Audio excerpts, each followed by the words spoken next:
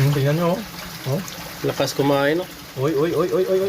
Malamig pa yan. Oo. Ang sisigla nila dahil pa may iba talaga kasi talaga yung probiotics. Partner, hindi malamig partner. Ay, hindi. Mainit. Mainit konti oh. Paano mo nasabi, sir, na iba kung may orobiotics? Para masigla sila. Masigla yung ito. Dahil siguro walang sakit, walang fungus. Yan. Saka yung maganda yung quality ng tubig. Ay, dito.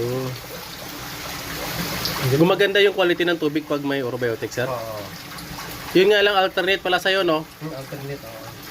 Alternate aqua maintenance at saka aqua nitrifying ang nilalagay. Every 3 days po dito sa mga hito ni Sir Lawrence.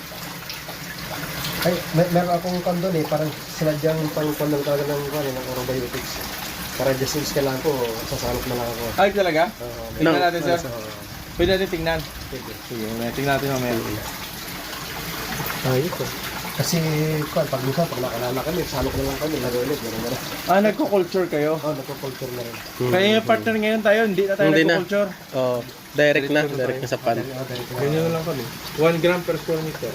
Di na, direct nyo na. Direct na. Pero may aeration kasi kami sir. Oo. Ay, oo, tama. Sa akin naman, nilagyan ko ng irrigation yung pinagtukan. Yung culture. Yung stockan ko.